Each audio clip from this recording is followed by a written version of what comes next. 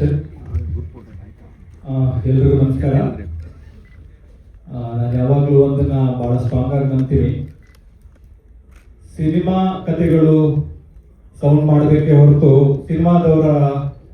ಸಿನಿಮಾದ ಹಿಂದಿನ ಕಥೆಗಳು, ಸಿನಿಮಾದವ್ರ ಕಥೆಗಳು ಸೌಂಡ್ ಮಾಡಬಾರ್ದು ಅಂತ. ಅನ್ಫಾರ್ಚುನೇಟ್ಲಿ ಇವತ್ತು ಆ ಥರದೊಂದು ಇನ್ಸಿಡೆಂಟ್ ಆಯ್ತು. I am extremely sorry for that. ಅದ್ರ ಬಗ್ಗೆ ವಿವರವಾಗಿ ಮಾತಾಡೋಣ. ಅದನ್ನ ಹೊರತುಪಡಿಸಿದ್ರೆ ನಿಮ್ಗೆಲ್ರಿಗೂ ಟ್ರೇಲರ್ ಇಷ್ಟ ಆಗಿದೆ ಅಂತ ಅನ್ಕೋತೀನಿ.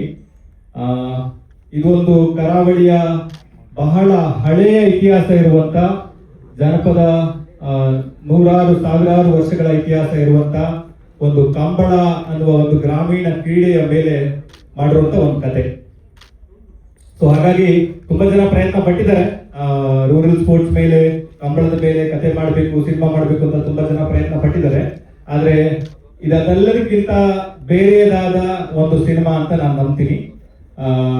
ಇದಕ್ಕೆ ಸಿಕ್ಕಾಪಟ್ಟೆ ಜನರ ಶ್ರಮ ಇದೆ. ನಾನೊಬ್ಬ ಅಥವಾ ನಿರ್ಮಾಣ ಸಂಸ್ಥೆ ಒಂದರಿಂದ ಆಗೋದಿಲ್ಲ. ಸಿಕ್ಕಾಪಟ್ಟೆ ಜನರ ಶ್ರಮ ಇದೆ. ಕಲಾವಿದರು ಕೆಲಸ ಮಾಡಿದ್ದಾರೆ, ಕಾರ್ಮಿಕರು ಕೆಲಸ ಮಾಡಿದ್ದಾರೆ, ಟೆಕ್ನಿಷಿಯನ್ಗಳು ಕೆಲಸ ಮಾಡಿದ್ದಾರೆ. ಅವರೆಲ್ಲರಿಗೂ ಥ್ಯಾಂಕ್ಸ್ ಹೇಳಕ್ಕೆ ಇಷ್ಟಪಡ್ತೀನಿ. I think will take the media questions ಆಗಿ. Yes sir, also before taking the media question, trailer ಅಲ್ಲಿ ಬಹಳ ಬೈದ್ರು ಕೂಡ ತುಂಬಾ ಇಷ್ಟ ಆಗುವಂತಹ ಪಾತ್ರ ನಮ್ಮ ಜಿಜಿ ಅವ್ರದ್ದು. ಅವ್ರಿಗೂ ಕೂಡ ಹಾರ್ಟಿ ವೆಲ್ಕಮ್. ಜಿಜಿನ ನೀವೆಲ್ಲರೂ ಕಿರುತೆರೆಯಲ್ಲಿ ನೋಡಿದ್ದೀರಾ, ಮೆಚ್ಚಿದ್ದೀರಾ, ಅವ್ರಿಗೆ ವೆಲ್ಕಮ್.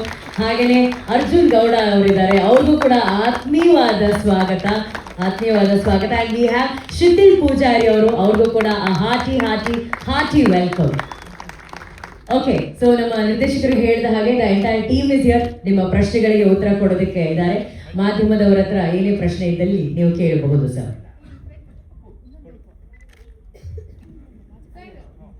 ಯಶೋಧ ಅವರು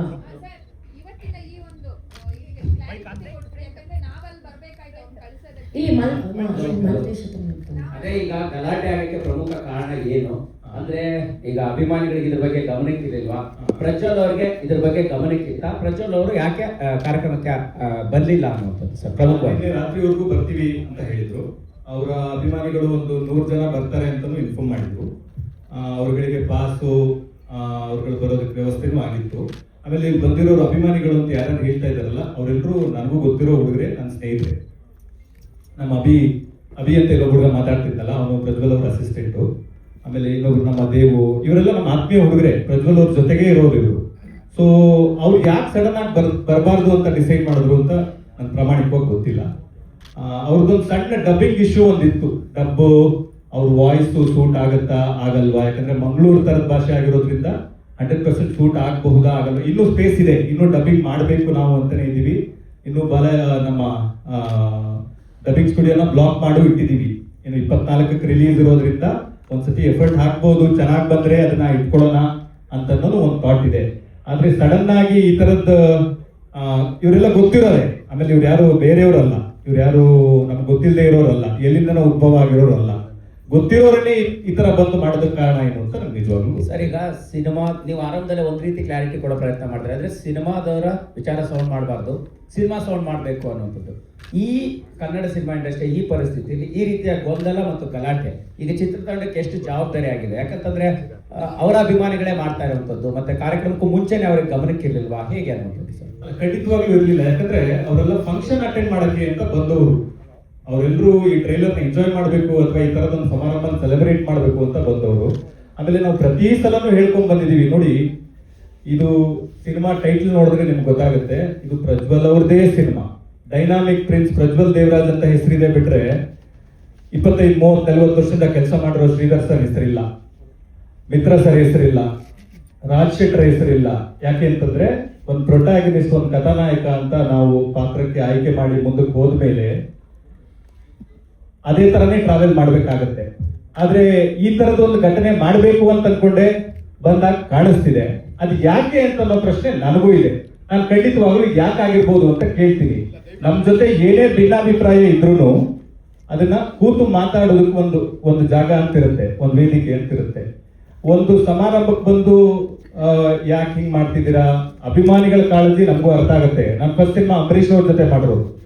ನಾನು ಫಸ್ಟ್ ಸಿನಿಮಾ ಡೈರೆಕ್ಟ್ ಮಾಡಿದ್ದು ಅಂಬರೀಶ್ ಅವರು, ಸುದೀಪ್ ಸರ್ ಪ್ರೊಡ್ಯೂಸ್ ಮಾಡಿದ್ರು. ಸುದೀಪ್ ಸರ್ ಜೊತೆ ನಾನೊಂದು 10 ವರ್ಷ ಅಸೋಸಿಯೇಟ್ ಡೈರೆಕ್ಟರ್ ಆಗಿ, ಅಸಿಸ್ಟೆಂಟ್ ಡೈರೆಕ್ಟರ್ ಆಗಿ ಕೆಲಸ ಮಾಡಿದ್ದೀನಿ. ಇಲ್ಲಿರುವ ಪ್ರತಿ ಮೀಡಿಯಾದವರು, ಪ್ರತಿ ಮಾಧ್ಯಮ ಮಿತ್ರರು, ಪ್ರತಿ ಟೆಕ್ನಿಷಿಯನ್ಸ್ ಯಾರಿದ್ದಾರೆ ನನಗೆ 1 to 1 ಪರಿಚಯ ಇದ್ದಾರೆ. ನೀವೆಲ್ಲರೂ ನನ್ನ ಸಹಾಯಕ ನಿರ್ದೇಶಕನಿಂದ ನಿರ್ದೇಶಕನಾಗುವವರೆಗೂ, ಅಂಬಿಲಿಂಗ್ ವಯಸ್ಸಾಯ್ತು ಮಾಡೋವರೆಗೂ ನನ್ನ ನೋಡಿದ್ದೀರಾ.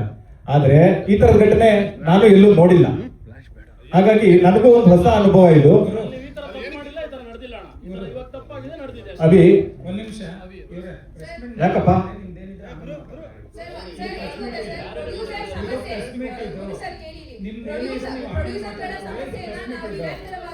ನಾವು ಅವ್ರಿಗೆ ಫೋನ್ ಮಾಡ್ಕೊಂಡು ಕೇಳ್ಕೊಂತೀವಿ ಬಿಡಿ. ನೀವು ಬೇರೆ ಕಡೆ ಮಾತಾಡ್ಕೊಳ್ಳಿ. ಇದು ಪ್ರೆಸ್ ಮೀಟ್ ಕರೆದಿರೋ ಪ್ರೆಸ್ ಮೀಟ್ ಅಷ್ಟೇ ಮಾತಾಡಿ. ನಿಮ್ದು ಪ್ರಜ್ವಲ್ದ ಏನೇ ಇದ್ರು ನೀವು ಹೊರಗಡೆ ಮಾತಾಡ್ಕೊಳ್ಳಿ. ಇದು ಪ್ರೆಸ್ ಮೀಟ್ ಇದೆ, ಮೀಡಿಯಾ ಕರೆದಿದ್ದಾರೆ, ಮೀಡಿಯಾ ಅಷ್ಟೇ ಮಾತಾಡ್ಬೇಕು. ನೀವು ಆಮೇಲೆ ಮಾತಾಡ್ಕೊಳ್ಳಿ. 11 ಗಂಟೆ ನೀವು ಕೊಟ್ಟಿರೋದು ಮೀಡಿಯಾಕ್ಕೆ, ನಿಮ್ಗೆ 10 ಗಂಟೆ ಮುಂಚೆ ಇತ್ತು, ನೀವು ಮಾತಾಡ್ಕೊಳ್ಳಿ.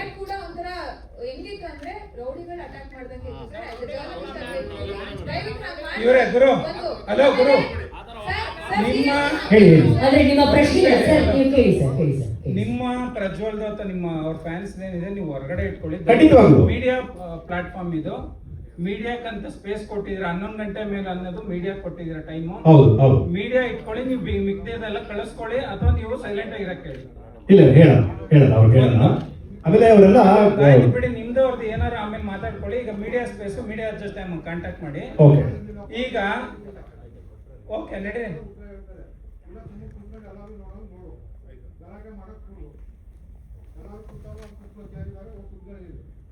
ಸರ್ ನಿಮ್ಮ ಪ್ರಶ್ನೆ ಕೇಳ್ಬೋದು ಸರ್. ಓಕೆ ಇವರೇ ಗುರು, ಕಳಿಸಿ ಸರ್, ಕಳಿಸ್ಬೋದು. ಗುರು ಸರ್, ಹಾ. ಸರ್ ನಿಮ್ಮಲ್ಲಿ ಇವರೇ ಇಲ್ಲಿ ಒಂದು ನಿಮಿಷ. ಸಮಸ್ಯೆ ಇದ್ರೂ ಕೂಡ ದಯವಿಟ್ಟು ಅದನ್ನ ನೇರವಾಗಿ ಹೇಳ್ಬಿಡಿ ಸರ್. ಏನೋ ಸಮಸ್ಯೆ ಈಗ ಅಂದ್ರೆ ಈ ಟೀಮ್ ಗುರು, ಒಳಗೆ ಆಯ್ತು ಅಂತ. ಹಾ. ಗುರು, ಈಗ ಪ್ರಜ್ವಲ್ ಬರ್ದೇ ಇರೋದಕ್ಕೆ ಯೂಶುವಲ್ ಆಗಿ ಪ್ರಜ್ವಲ್ ಅಂತ ಅಲ್ಲ, ಯಾವುದೇ ಹೀರೋ ಅಥವಾ ಆರ್ಟಿಸ್ಟ್. ಹಾ, ಓಕೆ, ಈಗ ಯಾವುದೇ ಹೀರೋಯಿನ್ ಅಥವಾ ಆರ್ಟಿಸ್ಟ್ ಯಾರೇ ಬರ್ಲಿಲ್ಲ ಅಂದ್ರು ಮೇನ್ ರೀಸನ್ ಇರುತ್ತೆ, ಅವ್ರಿಗೆ ಪೇಮೆಂಟ್ ಸೆಟ್ಲ್ ಆಗಿರಲ್ಲ ಅನ್ನೋದು ಒಂದು ಮೇನ್ ರೀಸನ್ ಇರುತ್ತೆ. ಅವ್ರ ಪ್ರಮೋಷನ್ ಬರ್ತಿಲ್ಲ, ಡಬ್ಬಿಂಗ್ ಮಾಡ್ತಿಲ್ಲ ಅಂತಂದ್ರೆ ಅವ್ರಿಗೆ ಪೇಮೆಂಟ್ ಕ್ಲಿಯರ್ ಆಗಿರಲ್ಲ ಅನ್ನೋದು ಒಂದು ಇಶ್ಯೂ ಇರುತ್ತೆ. ಅಥವಾ ಶೂಟಿಂಗ್ ಸೆಟ್ ಅಲ್ಲೋ ಅಥವಾ ನಿಮ್ಮ ಇಂಟರ್ನಲ್ ಏನಾದ್ರೂ ಪ್ರಾಬ್ಲಮ್ ಆಗಿರುತ್ತೆ ಅನ್ನೋದು ಎರಡೇ ಇಶ್ಯೂ ಮೇಜರ್ ಆಗಿರುತ್ತೆ. ಇಲ್ಲ, ಇದಕ್ಕೆ ಉತ್ತರ ಕೊಟ್ಬಿಡ್ತೀನಿ. ಪೇಮೆಂಟ್ ಸೆಟ್ಲ್ ಆಗಿಲ್ಲ ಅನ್ನೋ ಇಶ್ಯೂ ಇದೆ. ಪ್ರಜ್ವಲ್ ಅವ್ರಿಗೆ 1,25,00,000 ಮಾತಾಡಿದ್ವಿ, 1 crore ಕೊಟ್ಟಿದೀವಿ, ಇನ್ನೂ 25 lakhs ಬ್ಯಾಲೆನ್ಸ್ ಇದೆ. ಅದನ್ನ ಕೊಡ್ತೀವಿ ಅಂತ ಮಾತಾಡ್ಕೊಂಡಿದೀವಿ. ಅವರು ಸರಿ ಅಂತ ಒಪ್ಕೊಂಡಿದ್ದಾರೆ. ಆಯ್ತಾ? ಅದಾದ್ಮೇಲೆ ಈ ಹೊಸ ಇಶ್ಯೂ ಯಾಕೆ ರೈಸ್ ಆಗಿದೆ ಅಂತ, ಅಥವಾ ಇವ್ರಿಗೆ ಏನಾದ್ರು ಅವ್ರ ಜೊತೆ ಸಮಸ್ಯೆ ಇದೆಯಾ ಅಥವಾ ನಮ್ ಜೊತೆ ಸಮಸ್ಯೆ ಇದೆಯಾ? ಅದ್ರ ಬಗ್ಗೆ ಕೇಳ್ತಿಲ್ಲ, ಫ್ಯಾನ್ಸ್ ಬಗ್ಗೆ ಕೇಳ್ತಿಲ್ಲ. ನಿಮ್ಮ ಪ್ರಜ್ವಲ್ ಮತ್ತೆ ನಿಮ್ಮ ಸಿನಿಮಾ ಬಗ್ಗೆ ಅಷ್ಟೇ ಮಾತಾಡ್ತೀನಿ. ಯಾಕೆ ಅಂತಂದ್ರೆ ನೀವು ಇದ್ರ ಹಿಂದೆ ಬಿಟ್ಟಿರೋ ಒಂದು ಮುದ್ದುಗುಮ್ಮ ಸಾಂಗ್ ಅಲ್ಲೂ ಕೂಡ ಅವರ ವಾಯ್ಸ್ ಇರ್ಲಿಲ್ಲ. ಹೌದು ಹೌದು. ಈಗ ನೀವು ಯಾವುದೇ ಕಂಟೆಂಟ್ ಬಿಟ್ರು ಕೂಡ ಅವ್ರ ವಾಯ್ಸ್ ಇಲ್ಲ. ಹೌದು. ಯಾವುದೇ ಒಂದು ಸಿನಿಮಾಕ್ಕೆ ಡಬ್ ಮಾಡಿಲ್ಲ ಅಂತಂದಾಗ ಅದು ಕ್ವಶನ್ ರೈಸ್ ಆಗೇ ಆಗುತ್ತೆ. ಬರೀ ಅವ್ರ ಫ್ಯಾನ್ಸ್ ಅಲ್ಲ, ಆಡಿಯನ್ಸ್ಗೂ ಕೂಡ ಅವ್ರ ಪರ್ಟಿಕ್ಯುಲರ್ ಆರ್ಟಿಸ್ಟ್ ವಾಯ್ಸ್ ಇರ್ಲೇಬೇಕಾಗುತ್ತೆ. ಸೊ ಅದನ್ನ ನೀವು ಫುಲ್ಫಿಲ್ ಮಾಡೋದಕ್ಕೆ ಏನ್ ಪ್ಲಾನ್ ಮಾಡ್ಕೊಂಡಿದ್ದೀರಾ ಅದನ್ನ ಹೇಳಿ. ನಾವು ಈ ಟ್ರೈಲರ್ ಆದ್ಮೇಲೆ ಅವ್ರ ಹತ್ರ ಹೋಗಿ, ನಾವು ಆಲ್ರೆಡಿ ಈ ವಿಷಯ ಏನ್ ಹೇಳಿದೀನಿ ಅಂತ ಕಮ್ಯುನಿಕೇಟ್ ಮಾಡಿ, ಟ್ರೈಲರ್ ಆದ್ಮೇಲೆ ಅವ್ರ ಹತ್ರ ಹೋಗಿ ಡಬ್ ಮಾಡಿ ಉಳಿದಿರೋದು ಏನಿದೆ ನಾವು 4 ಗೋಡೆ ನಡುವೆ ಕೂತು ಮಾತಾಡಿ ಬಗೆಹರಿಸ್ಕೊಳ್ಳೋಣ ಅಂತ ಅವ್ರಿಗೆ ಮಾತಾಡಿದೀವಿ. ಇದು ಕಮ್ಯುನಿಕೇಟ್ ಆಗಿದೆ. ಆದ್ರೆ ಅದಾದ್ಮೇಲೆ ಅವ್ರ ಕಡೆಯಿಂದ ಯಾವುದೇ ಉತ್ತರ ಬರಲಿಲ್ಲ. ಈಗ ಇನ್ನೊಂದು ಹಿಂದೆ ಓಡಾಡ್ತಾ ಇರೋ ವಿಷಯ ಏನಂತ, ರಾಜ್ ಬಿ ಶೆಟ್ರು ಒಂದ್ ಹಂತ ಆದ್ಮೇಲೆ ಬಂದ್ರು. ಅದೇನಾದ್ರೂ ಅವ್ರಿಗೆ ಇರಿಸುಮುರ್ಸು ಆಗಿದ್ಯಾ? ಖಂಡಿತವಾಗ್ಲೂ ಇಲ್ವಲ್ಲ. ಅದು ಕಥೆಯಲ್ಲೇ ಮಹಾವೀರ ಅನ್ನುವ ಪಾತ್ರ ಇದೆ. ಈ ಪಾತ್ರನ ಯಾರಾದ್ರೂ ವೆಲ್ ನೋನ್ ಆಕ್ಟರ್, ಪಾತ್ರಕ್ಕೆ ಸೂಟ್ ಆಗುವಂತವ್ರು, ಯಾರಾದ್ರೂ ತುಂಬಾ ಸ್ಟೇಜರ್ ಇರುವಂತವ್ರು, ಕರಾವಳಿ ಭಾಗದವರು ಮಾಡಬೇಕು ಅಂತ ಮೊದಲಿಂದನೂ ಐಡಿಯಾ ಇತ್ತು. ಅವಾಗ್ಲೂ ಇತ್ತು, ಇವಾಗ್ಲೂ ಇದೆ. ನಮ್ಮ ಪುಣ್ಯಕ್ಕೆ ಅವ್ರು ಬಂದ್ರು, ಒಪ್ಕೊಂಡು ಬಂದ್ರು. ಸೊ ಅದ್ರಲ್ಲೇನು ಕನ್ಫ್ಯೂಷನ್ ಇಲ್ವಲ್ಲ. ಈ ಕ್ವಶನ್ ಅವ್ರ ಎದುರಿಗೆ ಯಾಕೆ ಹೇಳ್ತೇನೆ ಅಂದ್ರೆ, ಇದು ಶುರುವಾದಾಗ ಪ್ರಜ್ವಲ್ ದೇವರಾಜ್ ಅನ್ನೋ ಸಿನಿಮಾ ಅಂತ ಅಷ್ಟೇ ಆಗಿದ್ರಿಂದ ಒಂದ್ ಹಂತ ಆದ್ಮೇಲೆ ಅವ್ರು ಬಂದಿದ್ರಿಂದ ಆ ತರ ಏನಾದ್ರು ಇರ್ಸ್ಮುರ್ಸ್ ಆಯ್ತಾ? ಖಂಡಿತವಾಗ್ಲೂ ಇಲ್ಲ. ಇರ್ಸ್ಮುರ್ಸ್ ಆಗುವಂತದ್ದು ಟ್ರೈಲರ್ ಆಗ್ಲಿ ಇಡೀ ಕಥೆಯಲ್ಲಾಗ್ಲಿ ಏನೂ ಇಲ್ಲ. ಇದು ಇರ್ಸ್ಮುರ್ಸು ಆಗುವಂತ ಪ್ರಶ್ನೆ ಇದ್ರಲ್ಲಿ ಬರಲ್ಲ. ನೀವ್ ಅವ್ರು ಮುಂಚೆನೆ ಹೇಳಿದ್ರ ಇವ್ರು ಇದಾರೆ ಅಂತ? ಬೇರೆ ಯಾರು ಬೇಕಾದ್ರೂ ಬರ್ಬೋದು ಅಂತ ಹೇಳಿ, ಯಾವ ದೊಡ್ಡ ಕಲಾವಿದರು ಬೇಕಾದ್ರೂ ಈ ಪಾತ್ರ ಮಾಡಬಹುದು ಅಂತ ಮುಂಚೆನೆ ಅವ್ರಿಗೆ ಅಪ್ಡೇಟ್ ಮಾಡಿದ್ವಿ. ಸರ್, ಈಗ ಡಬ್ಬಿಂಗ್ ವಿಚಾರವಾಗಿ ಗುರು ಸರ್, ಡಬ್ಬಿಂಗ್ ವಿಚಾರವಾಗಿ ಪ್ರಜ್ವಲ್ ಅವ್ರಿಗೆ ಈ ಸಿನಿಮಾ ಶುರುವಾದಾಗ ಏನಾದ್ರು ಮಾತುಕತೆ ಆಗಿತ್ತಾ, ಅಥವಾ ಈಗ ರಾಜ್ ಬಿ ಶೆಟ್ಟಿ ಎಂಟರ್ ಆದ್ಮೇಲೆ ಈ ರೀತಿ ಸಮಸ್ಯೆ ಏನಾದ್ರು ಉದ್ಭವ ಆಯ್ತಾ? ಇಲ್ಲ, ಖಂಡಿತವಾಗ್ಲೂ ಸರ್ ನಿಮ್ಮ ಬಗ್ಗೆ ವಿವಾದ ಇಲ್ಲ, ಖಂಡಿತ ನಿಮ್ ಬಗ್ಗೆ ನಮ್ಗೆ ಗೊತ್ತಿದೆ. ಆ ರೀತಿ ಅಲ್ಲ, ಅಂದ್ರೆ ಈಗ ಒಬ್ಬ ಆರ್ಟಿಸ್ಟ್ ಆಗಿ ಗುರು ಸರ್ ದಯವಿಟ್ಟು ಅದಕ್ಕೆ ಕ್ಲಾರಿಟಿ ಹೇಳಿ ಖಂಡಿತವಾಗ್ಲೂ ಇಲ್ಲ. ಯಾಕಂದ್ರೆ ಅವ್ರಿಗೆ ಮುಂಚಿತವಾಗ್ಲೂ ಗೊತ್ತಿತ್ತು. ಪ್ರಜ್ವಲ್ ಅವರು ಬಹಳ ಕ್ಲಾರಿಟಿಯಾಗಿ ಹೇಳಿದ್ವಿ, ಈ ಪಾತ್ರನ ಯಾರಾದ್ರೂ ಒಂದು ಬಹಳ ಯೂನಿಕ್ ಸ್ಟೇಜ್ ಅಲ್ಲಿ ಇರೋದು ಮಾಡಬೇಕು.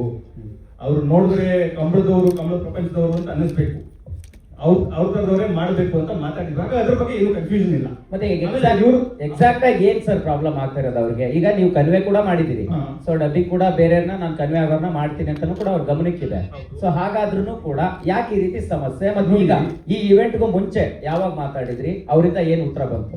ಇಲ್ಲ, ಈ ಇವೆಂಟ್ ಮುಂಚೆ ಒಂದು ಹೆಚ್ಚು ಕಡಿಮೆ 1.5-2 ತಿಂಗಳಿಂದ ಅವ್ರನ್ನ ರೀಚ್ ಆಗಿ ಟ್ರೈ ಮಾಡ್ತಾ ಇದ್ವಿ. ಅವರು ಶೂಟಿಂಗ್ ಅಲ್ಲಿ ಇದ್ದಾರೆ, ಬಿಸಿ ಇದ್ದಾರೆ, ಸಿಗ್ತಾರೆ ಅಂತ ನಮಗೆ ಕಮ್ಯುನಿಕೇಟ್ ಆಗ್ತಾ ಇದೆ. ಆಯ್ತು, ಆದ್ರೆ ನಾನು ಈ ಸಿನಿಮಾಗೆ ನಿರ್ದೇಶಕನೂ ಹೌದು, ನಿರ್ಮಾಪಕನೂ ಹೌದು. ಹಾಗಾಗಿ ನಾನು ನನ್ನ ಕೆಲಸಗಳಲ್ಲಿ ಬಿಸಿ ಇದ್ದೀನಿ. ಇದನ್ನ ಕಮ್ಯುನಿಕೇಟ್ ಮಾಡೋದಕ್ಕೆ ನನ್ನ ಟೀಮ್ ಇದೆ. ಅವ್ರು ಕಮ್ಯುನಿಕೇಟ್ ಮಾಡ್ತಾ ಇದ್ದಾರೆ, ಅವ್ರು ಬಿಸಿ ಇದ್ದಾರೆ, ಸಿಗ್ತಾರೆ, ಹೇಳ್ತಾರೆ ಅಂತ ಅವರ ಮ್ಯಾನೇಜರ್ ನಮ್ಗೆ ಕಮ್ಯುನಿಕೇಟ್ ಮಾಡ್ತಾ ಇದ್ರು. ಆದ್ರೆ ಈ ಸಮಸ್ಯೆ ನಿನ್ನೆ ರಾತ್ರಿವರೆಗೂ ಇರಲಿಲ್ಲ. ಓಕೆ, ಅಲ್ಲ ಪ್ರಜ್ವಲ್ ಅವ್ರ ಜೊತೆಗೆ ನೀವು ನೇರವಾಗಿ ಮಾತಾಡಿದ್ದೀರಾ? ನಾನು ಮಾತಾಡಿ 1-2 ತಿಂಗಳಾಗಿದೆ. ಏನ್ ಕಾರಣ ಸರ್ ಅಲ್ಲಿಂದ ಇಷ್ಟು ಗ್ಯಾಪ್ ಆದ್ರೂ? ನನ್ನ ಎಲ್ಲಾ ಮೆಸೇಜ್ಗಳಿಗೂ ಎಲ್ಲಾ ಫೋನ್ಗಳಿಗೂ ಅವ್ರದ್ದು ರೆಸ್ಪಾಂಡ್ ಮಾಡ್ತಾ ಇಲ್ಲ. ಏನಾದ್ರೂ ಸಮಸ್ಯೆ ಇದ್ರೆ ಮಾತಾಡಿ ಅದನ್ನ ಸರಿ ಮಾಡ್ಕೊಳ್ಳೋಣ ಅಂತ ಬಹಳ ಸಾರಿ ಪ್ರಯತ್ನ ಪಟ್ಟಾಗ್ಲೂ ಅವರು ಫೋನ್ಗೆ ಸಿಗ್ತಾ ಇಲ್ಲ. ಉದ್ದೇಶಪೂರ್ವಕ ಆಗಿದೆ ಅನ್ಸುತ್ತೆ ಸರ್ ನಿಮ್ಗೆ ಇವತ್ತು ಈ ಬೆಳವಣಿಗೆ ನೋಡಿದ್ರೆ ಉದ್ದೇಶಪೂರ್ವಕವಾಗಿ ಆಗಿದೆ ಅಂತ ಅನ್ಸ್ತಾ ಇದೆ. ಇರ್ಬೋದು. ಯಾಕೆ ಅಂತಂದ್ರೆ ಇವರೆಲ್ಲರೂ ಗೊತ್ತಿರೋರೆ, ಅವ್ರ ಜೊತೆಗಿರೋರೆ, ಬೆಳಿಗ್ಗೆ ಇದ್ರೆ ಅವ್ರ ಅಕ್ಕಪಕ್ಕ ಇರೋ ಹುಡುಗರೆ. ಆಮೇಲೆ ನನ್ಗೇನು ಇವ್ರು ಹೊಸಬರಲ್ಲ ಸರ್. ಇವ್ರ ಫಂಕ್ಷನ್ ಬರ್ತೀವಿ, ಸಂಭ್ರಮ ಸೆಲೆಬ್ರೇಟ್ ಮಾಡೋಣ ಅಂತನೋ ಒಂದು ಆಂಗಲ್ ಅಲ್ಲಿ ಬಂದು ಸರ್ ಇದೇನು ಸರ್ ಇಲ್ಲಿ ಇಲ್ಲ ನೋಡಿದ್ರು, ಸಿನಿಮಾ ನೋಡಿದ್ರು. ಡಬ್ಬಿಂಗ್ ಮುಂಚೆ ಪೋಸ್ಟ್ ಪ್ರೊಡಕ್ಷನ್ ಶುರು ಆಗ ಮುಂಚೆ ಫುಲ್ ಫಿಲ್ಮ್ ನೋಡಿದ್ರು. ಹಿ like it. He said it will be the best film of my life. ನನ್ನ ಜೀವನದಲ್ಲಿ ಒಂದು ಅದ್ಭುತ ಕಥೆ ಇದು, ನನ್ನ ಜೀವನದಲ್ಲಿ ಒಂದು ಲ್ಯಾಂಡ್ ಮಾರ್ಕ್ ಫಿಲ್ಮ್ ಆಗುತ್ತೆ ಗುರು. ಐ ಆಮ್ ಸೋ ಹ್ಯಾಪಿ ಅಂತ ನಮ್ಮ ಆಫೀಸಿಗೆ ಬಂದು ನಮ್ಮ ಹತ್ರ ಒಂದು ಬೆಳಗಿನ ಜಾವ 2 ಗಂಟೆವರೆಗೂ ನಮ್ಮ ಆಫೀಸಲ್ಲಿ ಇದ್ರು, ಮಾತಾಡಿದ್ರು. Is basically very happy about the film. Sir ಈಚೆ ಸೈಡ್ ಸರ್ ಇಲ್ಲಿ ಸರ್ ಗುರು ಸರ್ ಇಲ್ಲಿ ಡಿಲೇ ಆಗೋಕ್ಕೆ ಪ್ರಜ್ವಲ್ ಅವರೇ ಕಾರಣನ ಹೇಗೆ ಅಂತ ಆಮೇಲೆ ಏನಾಯ್ತು? ಖಂಡಿತವಾಗೂ ಇಲ್ಲ. ಯಾಕಂದ್ರೆ ಯಾವತ್ತೋ ಕರಾವಳಿ ಬರ್ಬೇಕಿತ್ತು, ಸಾಕಷ್ಟು ಬಾರಿ ರಿಲೀಸ್ ಡೇಟ್ ಅನೌನ್ಸ್ ಮಾಡ್ತೀನಿ ಅಂತಿದ್ವಿ. ಇಲ್ಲ, ರಿಲೀಸ್ ಡೇಟ್ ನಾವು ಫಸ್ಟ್ ಒಂದೇ ಅನೌನ್ಸ್ ಮಾಡಿದೀವಿ, ಅದೇ ಡೇಟ್ಗೆ ಸ್ಟಿಕ್ ಆನ್ ಆಗ್ತಾ ಇದೀವಿ. ಡಿಲೇ ಆಗೋದಕ್ಕೆ ಖಂಡಿತವಾಗ್ಲೂ ಅವ್ರ ಕಾರಣ ಅಲ್ಲ. ಡಿಲೇ ಆಗೋದಕ್ಕೆ 100 ಕಾರಣ ಇದೆ. ಅದೇನು ಅಂತಂದ್ರೆ, ಒಂದು ಈ ತರದ ಒಂದು ಬ್ಯಾಕ್ ಡ್ರಾಪ್ ಇರೋ ಫಿಲ್ಮ್, ಐ ಆಮ್ ಶೋರ್ ನಿಮ್ಗೆ ಟ್ರೇಲರ್ ನೋಡಿದಾಗ ನಿಮ್ಗೆ ಗೊತ್ತಾಗುತ್ತೆ. ಯಾಕೆ ಅಂತಂದ್ರೆ ಇದರಲ್ಲಿ 100 ಕೋಣಗಳಿದಾವೆ, ಕಂಬಳಗಳಿದಾವೆ, ಜನ ಇದ್ದಾರೆ. ಪ್ರತಿ ಫ್ರೇಮ್ ಅಲ್ಲೂ ಎಷ್ಟು ಎಫರ್ಟ್ ಇದೆ ಅಂತ ಐ ಆಮ್ ಶೋರ್ ನಿಮ್ಗೆಲ್ಲ ಕಾಣಿಸ್ತಿದೆ. ಅದರ ಮೇಕಿಂಗ್ ಪ್ರಾಸೆಸ್ ಟೈಮ್ ತಗೋತೇ ಹೊರತು ಪ್ರಜ್ವಲ್ ಅವ್ರು ಯಾವುದೇ ಕಾರಣಕ್ಕೂ ಟೈಮ್ ತಗೊಳ್ಳಿಲ್ಲ. ರಾಜ್ ಸರ್ ನಿಮಗೆ ಪ್ರಶ್ನೆ. ಈಗ ಈ ರೀತಿಯ ವಿವಾದವನ್ನ ನೀವು ಕೂಡ ಮೊದಲ ಬಾರಿಗೆ ಒಂದು ವೇದಿಕೆಯಲ್ಲಿ ನೋಡಿದಿರಿ ಅನ್ಕೊಳ್ತೀವಿ.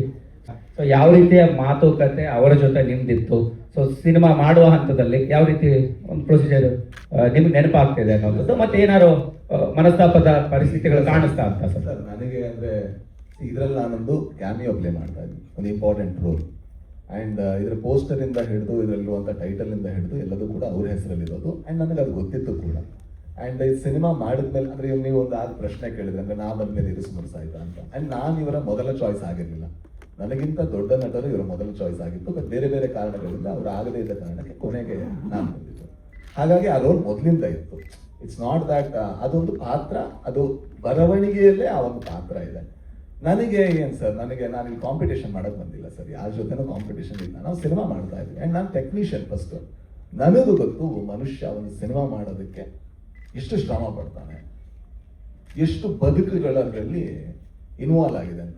ನನ್ನೊಬ್ಬನ ಜೀವನ, ನಂದೇನೋ ಹೆಸರು, ನಂದೇನೋ ಕಾಂಪಿಟೇಷನ್ನು, ಇದ್ರಲ್ಲಿ ನಾನು ಒಪ್ಪಿಗೇನೂ ಇಲ್ಲ, ಇದ್ರಲ್ಲಿ ನಾನು ಸಮ್ಮತಿನೂ ಕೊಡಲ್ಲ. ಇದು ನನಗೆ cinema is much bigger then me sir.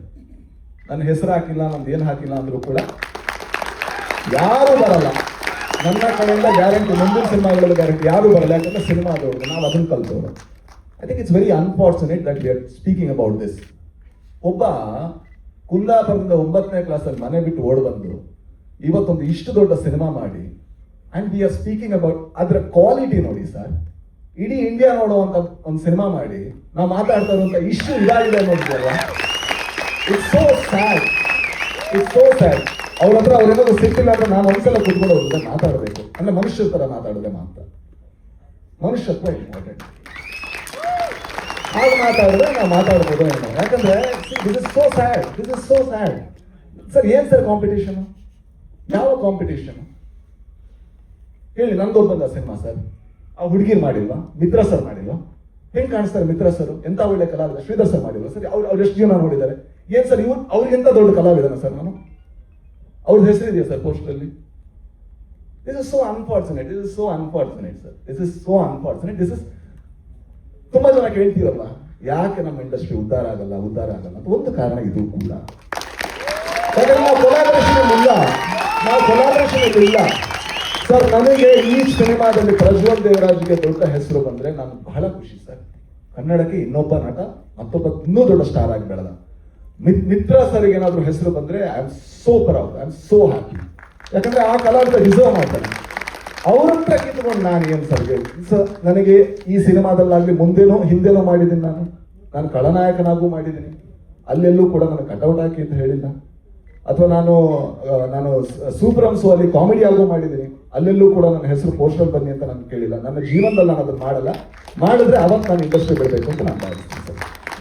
Guru sir ಇಲ್ಲಿ ಚೆನ್ನಾಗಿ ಬಂದಿದೆ. ಮೊದಲಿಗೆ ಕಂಗ್ರೆಸ್ ಅದಕ್ಕೆ. ಸರ್ ಈ ಮಧ್ಯದಲ್ಲಿ ರಾಜು ಶೆಟ್ಟಿ ಒಂದು ಒಳ್ಳೆ ಪಾಯಿಂಟ್ ಹೇಳಿದ್ರು, ಕಲಾವಿದರ ಸರ್ ಮಧ್ಯದಲ್ಲಿ ಹೇಳಿದ್ರಿ ಕಲಾವಿದರ ಒಗ್ಗಟ್ಟು ಮತ್ತು ಚಿತ್ರತಂಡದ ಒಂದು ಒಗ್ಗಟ್ಟು ಅನ್ನುವಂಥದ್ದು. ಸೊ ಎಲ್ಲೋ ಒಂದ್ ಕಡೆ ಡಬ್ಬಿಂಗ್ ವಿಚಾರನೂ ಅಲ್ಲ, ಅದು ಹೊರತುಪಡಿಸಿ ಬೇರೆ ಏನಾಗಿರ್ಬೋದು. ಬಟ್ ಎಲ್ಲೋ ಒಂದ್ ಕಡೆ ಒಂದು ಸಿನಿಮಾ ಅಂತ ಬಂದಾಗ, ಕಲಾವಿದರು ಅಂತ ಬಂದಾಗ, ಈ ಸ್ಕ್ರೀನ್ ಸ್ಪೇಸ್ ಅದು ಬಂದಾಗ ಸಾಕಷ್ಟು ಸಮಸ್ಯೆಗಳು ಎದುರಾಗ್ತದೆ. ಸೊ ಅದ್ರ ಬಗ್ಗೆ ಏನಾದ್ರು ಆಗಿದೆಯಾ ಅಂತ ನೋಡಿದ್ರು? ಖಂಡಿತವಾಗ್ಲೂ ಇಲ್ಲ.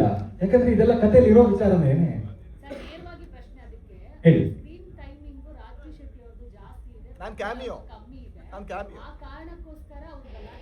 ಖಂಡಿತವಾಗ್ಲೂ ಇಲ್ಲ.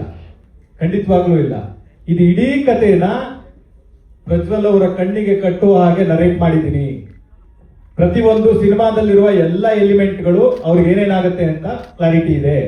ಶೆಟ್ರು ಆಲ್ರೆಡಿ ಹೇಳಿದ ಹಾಗೆ ನಮ್ಮ ಹತ್ರ ನಾವು ಬೇರೆ ನಟರಿಗೂ ಕೇಳಿದ್ವಿ ಆ ಪಾತ್ರಕ್ಕೆ.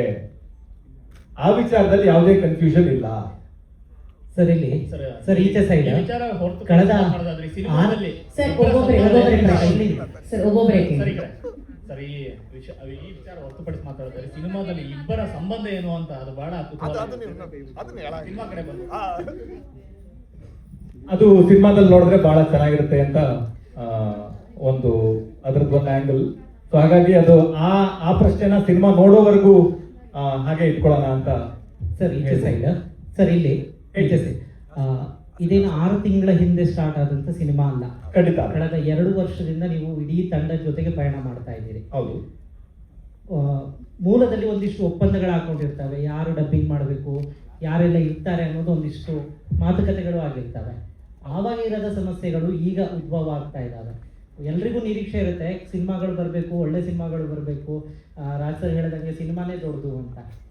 ಇಷ್ಟು ಜರ್ನಿಯಲ್ಲಿ ಇಷ್ಟು ವರ್ಷ ಕಾದ್ರೂ ಕೂಡ ಸಿನಿಮಾ ಇನ್ನೇನು ರಿಲೀಸಿಗೆ ಆಗುವಾಗ ಇನ್ನೇನು 1 ವಾರ 2 ವಾರ ಇರುವಾಗ ಇಂಥ ಸಮಸ್ಯೆಗಳು ಒಂದು ಸಿನಿಮಾ ಕ್ಷೇತ್ರಕ್ಕೆ ದೊಡ್ಡ ಪೆಟ್ಟನ್ನು ಕೊಡ್ತವೆ. ನಿರೀಕ್ಷೆಗಳ ಮೇಲೆ ನಿರೀಕ್ಷೆಗಳು ಇಟ್ಕೊಳ್ತಾರೆ ಜನರು. ಇಂತಹ ಸಮಸ್ಯೆಗಳೇ ನ್ಯೂಸ್ ಆಗ್ತವೆ. ಹೌದು. ಆ ಒಪ್ಪಂದಗಳಲ್ಲಿ ನಿಮ್ಮ ಡಬ್ಬಿಂಗ್ ಇರುತ್ತೆ ಇಲ್ಲ ಅನ್ನೋದನ್ನ ಸ್ಪಷ್ಟವಾಗಿ ಹೇಳಿತ್ತಾ ಅಥವಾ ನೀವೇ ಡಬ್ಬಿಂಗ್ ಮಾಡೋದು ಅಂತ ಇತ್ತಾ? ಸರ್ ಇದರಲ್ಲಿ ಈ cinema is A collective craft sir. ಇದರಲ್ಲಿ ಪ್ರತಿಯೊಂದನ್ನು ನಾವು ಆ ಕ್ಷಣಕ್ಕೆ ಸ್ಕ್ರಿಪ್ಟಲ್ಲಿ ಒಂದು ಕತೆ ಬರ್ದಿರ್ತೀವಿ. ಒಂದು ಕತೆ ಇರ್ಬೋದು, ಒಂದು ಪಾತ್ರ ಇರ್ಬೋದು, ಒಂದು ಡೈಲಾಗ್ ಇರ್ಬೋದು. ಆ ಕ್ಷಣಕ್ಕೆ ಇದು ಚೆನ್ನಾಗಿ ಅನಿಸ್ತಾ ಇದೆ, ಇದು ಕತೆಗೆ ಸೂಕ್ತ ಆಗ್ತಿದೆ ಅಂತ ಅನ್ಸಿದ್ರೆ ಅದೇ ತಾನೇ ಸರ್ ಒನ್ ಶಾಟ್ ಅಥವಾ ಒನ್ ಸೀನ್ ಅಥವಾ ಒನ್ ಫಿಲ್ಮ್ ಆಗೋದು. ಸೊ ಹಾಗಾಗಿ ಈ ಒಪ್ಪಂದಗಳು ಏನಿತ್ತು ಇದೆಲ್ಲವೂ ಮ್ಯೂಚುವಲ್ ಅಂಡರ್ಸ್ಟ್ಯಾಂಡಿಂಗ್ ಅಂತ ಕರಿತೀವಿ ಸರ್. ಎಲ್ಲದಕ್ಕೂ ಸರ್ ಸಮಸ್ಯೆ ಇರಬಹುದು, ಸಮಸ್ಯೆ ಕೂತು ಪರಿಹರಿಸಿಕೊಳ್ಳೋದಕ್ಕೆ ಒಂದು ಜಾಗ ಇರುತ್ತೆ, ಅದಕ್ಕೆ ವ್ಯಕ್ತಿಗಳಿರ್ತಾರೆ. ಅವ್ರ ಸಮ್ಮುಖದಲ್ಲಿ ಕೂತ್ಕೊಂಡು ಮಾತಾಡಿದ್ರೆ ಯಾವ ಸಮಸ್ಯೆನೂ ಇರಲ್ಲ ಸರ್. ಸೊ ಹಾಗಾಗಿ ಇದು ಏನೇ ಇದ್ದಿದ್ರು ಕೂತು ಮಾತಾಡಬಹುದಾಗಿತ್ತು ಅಂತ ಅನ್ನೋದು ಒಬ್ಬ ನಿರ್ಮಾಪಕನಾಗಿ ಒಬ್ಬ ನಿರ್ದೇಶಕನಾಗಿ ನನ್ನ ಒಪಿನಿಯನ್. ಇದು ಗುರು ಅವರೇ, ಶಿವಣ್ಣ ಅವರು ಫಸ್ಟ್ ಇದು ಮಾಡಬೇಕಿತ್ತು ಅಂತ ಒಂದು ಸ್ಕ್ರಿಪ್ಟ್ ಎಲ್ಲ ಆಗಿತ್ತು. ಅವರು ಮಾಡಬೇಕಾಗಿದ್ದ ಸ್ಕ್ರಿಪ್ಟಿಗೂ ಈ ಸ್ಕ್ರಿಪ್ಟಿಗೂ ಎಷ್ಟು ಬದಲಾವಣೆ ಮಾಡ್ಕೊಂಡಿದ್ದೀರಾ? ಮತ್ತೆ ಈ ಕಾಮಿಯರಲ್ಲೂ ಮೊದಲು ಇತ್ತ ಅಥವಾ ಇರಲಿಲ್ವಾ? ಸರ್ ಇದು ಆ ಕತೆ ಏನಿದೆ, ಚಂದ್ರಶೇಖರ್ ಬಡ್ಡಿಯಪ್ಪ ಅವ್ರ ಕತೆ ಏನಿದೆ ಅದರ ಆ ಕತೆ ಒಂದು 20% ಅಂದ್ರೆ ಇದು ಒಂದು 80% ಚೇಂಜ್ ಆಗಿರುವ ಒಂದು ಕತೆ. ಅದು ಐಡಿಯಾ ಆಗಿ ಮಾತ್ರ ಉಳ್ಕೊಂಡಿದೆ. ಹಾಗಾಗಿ ಅದರಲ್ಲಿರುವ ಪಾತ್ರಗಳಿರ್ಬೋದು, ಅದರಲ್ಲಿರುವ ಸ್ಕ್ರೀನ್ ಪ್ಲೇ ಇರ್ಬೋದು, ಡೈಲಾಗ್ ಇರ್ಬೋದು, ಅದೆಲ್ಲವೂ ಬದಲಾಗಿದೆ. ಸೊ ಹಾಗಾಗಿ ಆ ಕತೆಗೂ ಈ ಕತೆಗೂ ಕಂಪೇರ್ ಮಾಡೋದು ಇಟ್ ಇಸ್ ನಾಟ್ ರೈಟ್ ಅಂತ ನನ್ನ ಒಪಿನಿಯನ್. ಗುರು ಅವರೇ ಹೇಳಿ. ಈ ಕಡೆ ಈ ಶೂಟಿಂಗ್ ಟೈಮ್ ಅಲ್ಲಿ ಈ ತರ ಏನಾದ್ರು ಭಿನ್ನಾಭಿಪ್ರಾಯ ಮೂಡಿತ್ತಾ ಅಥವಾ ಇಲ್ಲ. ಶೂಟಿಂಗ್ ಆದ್ಮೇಲೆ ಈ ರೀತಿಯಾದಂತ ಸಮಸ್ಯೆ? ಇಲ್ಲ, ಶೂಟಿಂಗ್ ಅಲ್ಲಿ ಯಾವುದೇ ಭಿನ್ನಾಭಿಪ್ರಾಯ ಇರಲಿಲ್ಲ. Is very cooperative. ಈ ಕೋಆಪರೇಟಿವ್ ಶೂಟಿಂಗ್ ಅಲ್ಲಿ ನಮಗೂ ಅಥವಾ ಅವ್ರಿಗೂ ಅಥವಾ ಯಾವುದಕ್ಕೂ ಶೂಟಿಂಗ್ ಇವರೆಲ್ಲ ಇದ್ರಪ್ಪ, ಇವ್ರು ಬಂದಿದ್ರಲ್ಲ ಅವರೆಲ್ಲರೂ ಶೂಟಿಂಗ್ ಅಲ್ಲಿ ಇದ್ರು. ಅವರೆಲ್ಲರೂ ಶೂಟಿಂಗ್ ಬಂದಿದ್ರು. ಅವರೆಲ್ಲರಿಗೂ ಗುರುದಲ್ಗಡಿಗ ಫಿಲ್ಮ್ಸ್ ಇಂದ ಸಂಬಳ ಹೋಗಿದೆ. ಅವ್ರು ಯಾರನ್ನೂ ನಮಗೆ ಸ್ಟ್ರೇಂಜರ್ಸ್ ಅಲ್ಲ.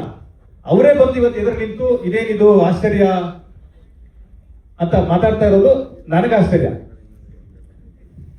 ಸರಿ, ಸರಿ, ಈ ವಿವಾದಕ್ಕೆ ಒಂದು ತೆರೆ ಎಳೆದು ಇನ್ನು ಸಿನಿಮಾ ಬಗ್ಗೆ ಮಾತಾಡೋದಾದ್ರೆ Correct, correct, sir, cinema correct. ಈಗ ಸಹಜವಾಗಿ ನೀವು ಒಂದಿಷ್ಟು ಪ್ರತಿ ಸಿನಿಮಾನು ಕೂಡ ನಿಮ್ಗೆ ಸ್ಪೆಷಲ್, ಸಿನಿಮಾ ಬಗ್ಗೆ ಎಷ್ಟು ಕಾಳಜಿ ಇದೆ ಅನ್ನೋದನ್ನ ಹಿಂದಿನ ಪ್ರಶ್ನೆಗೆ ಉತ್ತರ ಕೊಡುವಾಗಲೇ ಹೇಳಿದ್ರಿ. ಈಗ ಕನ್ನಡದ ಸಿನಿಮಾಗಳು ಅಂದ್ರೆ ಪ್ರತಿ ಸಿನಿಮಾಗಳು ಪ್ಯಾನ್ ಇಂಡಿಯಾ ಸಿನಿಮಾಗಳೇ ಆಗಿ ಜನರನ್ನ ತಲುಪಬೇಕಾಗಿದೆಯಾ? ನಮ್ಮ ನೆಲದ ಕಥೆಗಳು ಮತ್ತೆ ಈಗಾಗಲೇ ಸುಮಾರು ಸಿನಿಮಾಗಳು ಸಕ್ಸಸ್ ಆಗಿದೆ ಸರ್. ಇದು ಆ ರೀತಿಯ ಒಂದು ಭಾಗ ಆಗುವಂತ ಎಷ್ಟು ಸಾಧ್ಯತೆಗಳಿದೆ ಅಂತ ಗೊತ್ತಿಲ್ಲ ಸರ್. ಅಂದ್ರೆ ಒತ್ತಡಗಳಾಗಬೇಕು, ಈ ತರದ ಪ್ರಯತ್ನಗಳು ಯಾವಾಗಾದ್ರೂ ಕೂಡ ನಾನು ಜೊತೆಗೆ ನಿಂತೀನಿ. ಅದು ಏನೇ ಆದ್ರೂ ಪರವಾಗಿಲ್ಲ, ನಾನು ಕೊನೆ ತನಕ ಜೊತೆಗೆ ನಿಂತೀನಿ. ಗುರು ಸರ್, ಕರಾವಳಿ ಭಾಗದ ಸಾಕಷ್ಟು ಸಿನಿಮಾಗಳನ್ನ ನಾವು ನೋಡಿದ್ವಿ, ಬೇರೆ ಬೇರೆ ರೀತಿಯ ಕಂಬಳ ಎಲ್ಲವೂ ಸೇರಿರುವಂತ ಸಿನಿಮಾಗಳನ್ನು.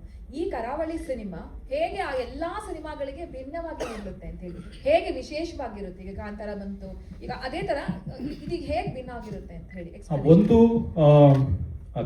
ಕಥೆಯಲ್ಲಿರುವ ವಿಶೇಷತೆಯಿಂದಾಗಿ, ಇನ್ನೊಂದು ಸ್ಪೆಸಿಫಿಕ್ ಆಗಿ ಹೇಳಬೇಕು ಅಂತಂದ್ರೆ ಕಂಬಳ ಅನ್ನೋದು ಒಂದು 10 ಸೆಕೆಂಡಿನಲ್ಲಿ ಮುಗಿದು ಹೋಗುವಂತ ಒಂದು ಕ್ರೀಡೆ. 10 ಸೆಕೆಂಡಲ್ಲಿ ಮುಗಿದು ಹೋಗುವ ಸ್ಪೋರ್ಟ್ಸ್ ಹಿಂದೆ 10 ವರ್ಷದ ಶ್ರಮ ಇರುತ್ತೆ. ಆ ಶ್ರಮದ ಹಿಂದೆ ಒಂದು ಪ್ರಪಂಚ ಇದೆ. Forget about winning the race. ಒಂದು ಜೊತೆಯ ಜೋಡಿ ಕೋಣವನ್ನ ಕಂಬಳದ ಗದ್ದೆಗೆ ತಗೊಂಡೋಗಿ ನಿಲ್ಲಿಸಬೇಕು ಅಂತಂದ್ರೆ 10 ವರ್ಷ ಆಗುತ್ತೆ. ಆ ಎಫರ್ಟ್ ಇದೆಯಲ್ಲ, ಒಬ್ಬ ಮನುಷ್ಯ, ಒಬ್ಬ ಸಾಮಾನ್ಯ ಮನುಷ್ಯ ಒಂದು 10 ಸೆಕೆಂಡಲ್ಲಿ ಮುಗಿದು ಹೋಗುವ ಕ್ರೀಡೆಯ ಮೇಲೆ ಅದು ಯಾಕೆ ಅಷ್ಟು ಫ್ಯಾಸಿನೇಟ್ ಆಗಿ ಎಫರ್ಟ್ ಆಗ್ತಾನೆ? ಅವನ ಡ್ರೈವಿಂಗ್ ಫೋರ್ಸ್ ಯಾವುದು? ಅವನನ್ನ ಅಷ್ಟು ಇಲ್ಲ ನಾನು ಒಂದಲ್ಲ ಒಂದಿನ ಒಂದು ರೇಸ್ ಗೆಲ್ತೀನಿ ಅಂತ 10, 15, 20 ವರ್ಷದಿಂದ ಕಂಟಿನ್ಯೂಸ್ ಆಗಿ ಯಾವುದೇ ಎಕ್ಸ್ಪೆಕ್ಟೇಷನ್ ಇಲ್ಲದೆ ಟ್ರಾವೆಲ್ ಮಾಡ್ತಾ ಇರುವ ಒಬ್ಬ ಸಾಮಾನ್ಯ ಮನುಷ್ಯರುಗಳು ನಮ್ಮ ಕರಾವಳಿಯಲ್ಲಿ, ಉಡುಪಿ, ಮಂಗಳೂರು, ಕುಂದಾಪುರ ಭಾಗದಲ್ಲಿ ಸಾವಿರಾರು ಜನ ಸಿಗ್ತಾರೆ. ಅವರ ಕತೆ ಅಂತ ಹೇಳ್ಬೋದು. ಹಾಗಾಗಿ ಇದು ವಿಶೇಷವಾದ ಕತೆ, ಹಾಗಾಗಿ ಇದು ಭಿನ್ನವಾಗಿ ನಿಲ್ಲುತ್ತೆ ಅಂತ ಹೇಳ್ತೀನಿ ನಾನು. ಗುರು ಸರ್, ರಾಜ್ಬಿ ಶೆಟ್ಟಿ ಅವರಿಗೆ ಇಲ್ಲಿ ಗುರು ಸರ್ ಇಲ್ಲಿ ಕೇಳ್ತಾ ಇದ್ದೀನಿ. ಈಗ ಎಷ್ಟು ಕೋಣಗಳನ್ನ ಸಿನಿಮಾದಲ್ಲಿ ನೀವು ಬಳಸಿದ್ರಿ, ಜೊತೆಗೆ ಕೆಲವೊಂದ್ಸಲ ಮನುಷ್ಯರನ್ನ ಹ್ಯಾಂಡಲ್ ಮಾಡುವಂಥದ್ದೇ ಕಷ್ಟ ಆಗುತ್ತೆ. ಸಿನಿಮಾದಲ್ಲಿ ಮೂಕ ಪ್ರಾಣಿಗಳನ್ನ ಯಾವ ರೀತಿ ನೀವು ಅದ್ರ ಮನಸ್ಥಿತಿ ತಕ್ಕಂಗೆ ಹ್ಯಾಂಡಲ್ ಮಾಡಿದ್ರಿ? ಇದರ ಜೊತೆಗೆ ರಾಜ್ಬಿ ಶೆಟ್ಟಿ ಅವ್ರ ಇನ್ಪುಟ್ಸ್ ಏನಾದರೂ ಇತ್ತ?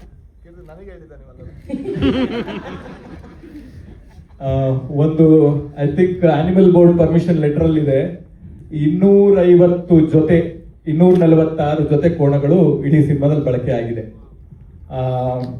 ಇನ್ನೊಂದು ಶೆಟ್ರ್ ಎಫರ್ಟ್ ಬಗ್ಗೆ ನಾನು ತುಂಬಾ ಜನಕ್ಕೆ ಆಲ್ರೆಡಿ ಹೇಳಕ್ ಶುರು ಮಾಡ್ಬಿಟ್ಟಿದ್ದೀನಿ. ನನ್ನ ಪುಣ್ಯಕ್ಕೆ ಪುಣ್ಯಾತ್ಮ ಬಂದ್ರು.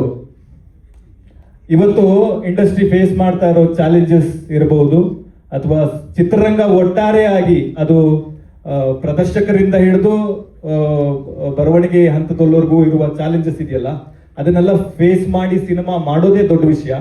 ಆ ಥರದ್ರಲ್ಲಿ ಅದು ಈ ತರದ ಸಿನಿಮಾಕ್ಕೆ ಕಲಾವಿದರು ಮತ್ತು ಟೆಕ್ನಿಷಿಯನ್ಗಳ ಸಪೋರ್ಟ್ ಬಹಳ ಮುಖ್ಯ ಆಗುತ್ತೆ. ಅದು ಶೆಟ್ರ್ ಇರ್ಬೋದು, ಮಿತ್ರಾ ಸರ್ ಇರ್ಬೋದು, ರಮೇಶ್ ಇಂದ್ರ ಸರ್ ಇರ್ಬೋದು, ಸಂಪದ ಅವ್ರು ಇರ್ಬೋದು, ಸುಷ್ಮಿತಾ ಅವ್ರು ಇರ್ಬೋದು, ನನ್ನ ಟೆಕ್ನಿಷಿಯನ್ಗಳಿರ್ಬೋದು, ಎಲ್ಲರೂ ಅವರ ಸಪೋರ್ಟ್, ಜಸ್ಟ್ ಒನ್ ಬಿಲೀವ್, ಈ ಮನುಷ್ಯ ಒಂದು ಒಳ್ಳೆ ಫಿಲ್ಮ್ ಮಾಡ್ಬೋದು, ಇವನ ಹತ್ರ ಒಂದು ಒಳ್ಳೆ ಕತೆ ಇದೆ ಅನ್ನೋ ಒಂದು ನಂಬಿಕೆಯಿಂದ ಅವ್ರ ಜೊತೆಗೆ ನಿಂತಿದ್ದಾರೆ. Forever I will be grateful to them. ಮುಂದಿನ ಪ್ರಶ್ನೆ ರಾಜ್ಬಿ ಶೆಟ್ಟಿ ಅವರೇ, ರಾಜ್ಬಿ ಶೆಟ್ಟಿ ಅವರೇ, ಅಲ್ಲಿ ಮೇಡಮ್. ಹೇಳಿ. ನನಗೆ ನಿಮ್ಮ ಬಗ್ಗೆ ಪರ್ಸನಲ್ ಆಗಿ ನಿಮಗೆ ಕೆಲವು ಕೋಸ್ಟಲ್ ಅಂಶಗಳು, ಎಸ್ಪೆಷಲಿ ಕರಾವಳಿಯ ಕೆಲವು ಅಂಶಗಳು ಪರ್ದೆ ಮೇಲೆ ಬರೋಕ್ಕೆ ನಿಮ್ಗೆ ಇಷ್ಟ ಇಲ್ಲ. You want to remain it as a secret ಅಂತ, ಅಂಡ್ ಡಿಫ್ರೆನ್ಸಸ್ ಬಂದಿದೆ ಒಂದ್ ಕಡೆ. ಆ ತರ ಇಲ್ಲೇನಾದ್ರೂ ನೋಡಿ ನೀವೇನಾದ್ರೂ ಸಜೆಷನ್ ಕೊಟ್ಟಿದ್ದು ಉಂಟಾ? ಇಲ್ಲ, ಅಂದ್ರೆ ಇವರು ಕೂಡ ಕರಾವಳಿಯ ಭಾಗದವರೇ, ಕುಂದಾಪುರದವರೇ. ಹಾಗಾಗಿ ಇವರಿಗೂ ಕೂಡ ಅಲ್ಲಿನ ಆಚಾರ ವಿಚಾರಗಳು ಗೊತ್ತಿದ್ದ ಕಾರಣದಿಂದಾಗಿ ಒಂದು ಕ್ರೀಡೆ ಏನಿದೆ, ಆ ಕ್ರೀಡೆ ಅದರ ಜೊತೆಗೆ ಅಲ್ಲಿರುವಂತಹ ಜನಗಳು, ಸಾಕೋನ್ ಇರ್ಬೋದು, ಓಡ್ಸೋನ್ ಇರ್ಬೋದು, ಅದರ ಯಜಮಾನ ಇರ್ಬೋದು, ಆ ಸಂಬಂಧಗಳು ಅದ್ರ ಸುತ್ತ ಹೋಗಿದ್ದಾರೆ. ಹಾಗಾಗಿ ಆ ತರದ ಯಾವುದೇ ಇದು ಇರಲಿಲ್ಲ, ನನಗೆ ಯಾವುದೇ ರೀತಿಯ ಕಾನ್ಫ್ಲಿಕ್ಟ್ ಇರಲಿಲ್ಲ. Because he is a very good writer. So he took your suggestions. ಆ ಥರದ್ದೇನು ಇರಲಿಲ್ಲ. ಆ ಥರ ಏನಿಲ್ಲ. ಆ ಥರದ್ದೇನು ಓಕೆ, ಬಟ್ ಇದು 700-year-old ಹೌದು, ಈ ಹೌದು. ಬಫೆಲೋ ರೇಸ್ ಅಲ್ಲೇ ನಡೆದಿರೋದು, ಹೌದು. ಅದ್ರ ಬಗ್ಗೆ ಏನಾದರೂ ತಿಳಿಸ್ಬೋದಾ ನಮಗೆ? ಫಸ್ಟ್ ಟೈಮ್ ಅಲ್ಲಿ ನಡೆದಿರೋದು ಅದು ನಮ್ಮ ಉಡುಪಿ ಉದ್ಯಾವರದಲ್ಲಿರುವ ಒಂದು ಜಾಗ ಕಟಪಾಡಿ ಅಂತ. ಕಟಪಾಡಿಯ ಕಂಬಳಕ್ಕೆ ಒಂದು 700 ವರ್ಷಗಳ ಇತಿಹಾಸ ಇದೆ ಮ್ಯಾಮ್. 700 ವರ್ಷಗಳಿಂದ ಕಟಪಾಡಿಯ ಕಂಬಳ ಅಂತ ಅನ್ನೋದು ಕರಾವಳಿಯ ಸಾಂಪ್ರದಾಯಿಕ ಕಂಬಳಗಳಲ್ಲಿ ಒಂದು. ಸಾಂಪ್ರದಾಯಿಕ ಕಂಬಳ ಅಂತಂದ್ರೆ ಅದಕ್ಕೆ ಅದರದ್ದೇ ಆದ ವಿಧಿವಿಧಾನಗಳಿವೆ. ಯಾರು ಕೋಣ ಫಸ್ಟ್ ಇಡಬೇಕು, ಯಾರು ಯಾವ ಚೀರಲ್ಲಿ ಕೂರ್ಬೇಕು, ಯಾರು ಹಿಂದೆ ಇರಬೇಕು, ಯಾರು ಮುಂದೆ ಇರಬೇಕು, ಯಾರು ಚಂಡೆ ಬಡಿಬೇಕು, ಯಾರು ವಾಲ್ಗ ಊದಬೇಕು ಅನ್ನೋದು ಪ್ರತಿಯೊಂದಕ್ಕೂ ಅದರದ್ದೇ ಆದ ಒಂದು ವಿಧಿವಿಧಾನಗಳಿದ್ದಾವೆ. ಅದೆಲ್ಲವನ್ನ ಒಂದೇ ಕುಟುಂಬ ಅಷ್ಟೂ ವರ್ಷಗಳಿಂದ ನಡೆಸ್ಕೊಂಡ್ ಬರ್ತಾ ಇದೆ. ಹಾಗಾಗಿ ನಾವು ಫಸ್ಟ್ ಹೋಗಿ ನೋಡಿದಾಗ ತುಂಬಾ ಇಂಟ್ರೆಸ್ಟಿಂಗ್ ಅಂತ ಅನಿಸ್ತು. ಆ ತರದ ಕತೆ ನಾನು ಕುಂದಾಪುರದವನೇ ಆದ್ರೂ ನಾನು ಕೇಳಿರ್ಲಿಲ್ಲ. ಸೊ ಹಾಗಾಗಿ ಆ ತರದ ಎಲಿಮೆಂಟ್ಗಳನ್ನ, ಆ ತರದ ಇಂಟ್ರೆಸ್ಟಿಂಗ್ ಕತೆಗಳನ್ನ ಒಂದು ಸಿನಿಮಾ ಮಾಡುವಾಗ ಅಥವಾ ಒಂದು ಕತೆ ಬರೆಯುವಾಗ ಅದನ್ನ ಒಳಗೊಳ್ತಾ ಹೋಗ್ಬೇಕು. ಹಾಗಾಗಿ ಅಲ್ಲೂ ನಮ್ಗೆ ಶೂಟ್ ಮಾಡೋ ಆಪರ್ಚುನಿಟಿ ಸಿಕ್ತು. ದೇವದಯದಿಂದ ಅವರು ನೀವು ಶೂಟು ಮಾಡ್ಕೊಳ್ಳಿ ಅಂತ ಅವಕಾಶವನ್ನು ಕೊಟ್ಟರು. ಹಾಗಾಗಿ ನಾವು ಕಟಪಾಡಿಯ ಸಾಂಪ್ರದಾಯಿಕ ಕಂಬಳದಲ್ಲಿ ಶೂಟಿಂಗ್ ಮಾಡಿರೋದು ನಮ್ಗೆ ಹೆಮ್ಮೆ ಅಂತ ಹೇಳ್ಬೋದು. ಇದು ಯಾವ ಕಾಲಘಟ್ಟದಲ್ಲಿ? ಪ್ರೆಸೆಂಟ್ ಈಗಿನ ಕಾಲಘಟ್ಟದಲ್ಲಿ. ಗುರುವರೇ, ಇತಿಹಾಸದ ಜೊತೆಗೆ ಎಂಟರ್ಟೈನ್ಮೆಂಟ್ ಆಂಗಲ್ ಅಲ್ಲಿ ಕಥೆ ಹೇಳೋದು ಎಷ್ಟು ಕಷ್ಟ ಆಗಿತ್ತು ಈ ಸಿನಿಮಾಗೆ ಅಂತ. ಸೊ ಈಗ ಸಾಕಷ್ಟು ಕಥೆಗಳು ಕೇಳಿ, ಜಲ್ಲಿಕಟ್ಟು, ವಾಡಿವಾಸಲ್ ಈ ಥರದೆಲ್ಲ ಸ್ಟೋರಿ ನೋಡಿದಾಗ ಒಂದಷ್ಟು ವೈಷಮ್ಯ ಮತ್ತು ವೈರತ್ವ ಎಲ್ಲ ಕಾಣಿಸಿದೆ. ಅದು ರಿಯಲ್ ಆಗಿ ಇತ್ತ ನೋಡಿದಿರಾ ನೀವು ಹತ್ರದಲ್ಲಿ ಅಂತ? ಯಾಕಂದ್ರೆ ಕರಾವಳಿ ಭಾಗದವರಾಗಿರೋದ್ರಿಂದ ಮೇಲ್ನೋಟಕ್ಕೆ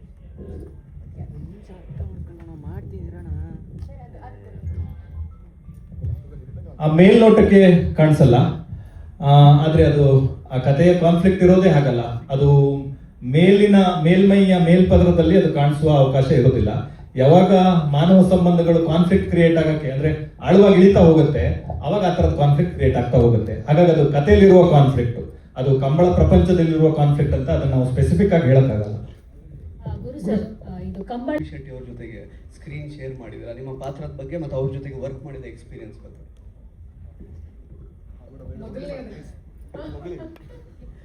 ಮೊದಲನೇದಾಗಿ ಅವ್ರ ಜೊತೆ ವರ್ಕ್ ಮಾಡಿರೋದು ಒಂದು ಲಕ್ಕಿಂತ ತುಂಬ ಜಾಸ್ತಿಯಾಗಿ ಇಟ್ಸ್ ಮೋರ್ ಲೈಕ್ ಲರ್ನಿಂಗ್ ಅಂತ ಹೇಳ್ಬೋದು. ಆ್ಯಂಡ್ ಅದು ಬಿಟ್ಟು ಅಂದರೆ ಇಡೀ ಟೀಮ್ನ ಎಷ್ಟು ಶ್ರಮದಲ್ಲಿ ಕೆಲಸ ಮಾಡಿದ್ದಾರೆ ಅನ್ನೋದು ನನಗೆ ಹೋಗಿ ಸೆಟ್ಟಿಗೆ ಹೋಗಿ ನನ್ನ ಶೂಟಿಂಗ್ ಟೈಮಲ್ಲೇ ನಾನು ನೋಡೋಕ್ಕಾಗಿದ್ದು. And very big like hats off to the whole team for doing that. ಅದು ಬಿಟ್ಟು ನನ್ನ ಹೋಲ್ ಎಕ್ಸ್ಪೀರಿಯನ್ಸ್ ಬಂದು ತುಂಬ ಒಂದು ಐ ಓಪನಿಂಗ್ ಥರ ಇತ್ತು. ಇಷ್ಟು ಕಲಿಬಹುದಾ ಅನ್ನೋ ಅಷ್ಟು ಗೊತ್ತಾಗಿದ್ದು ಈ ಸಿನಿಮಾದಲ್ಲಿ. ಇದು ಏನಂದ್ರೆ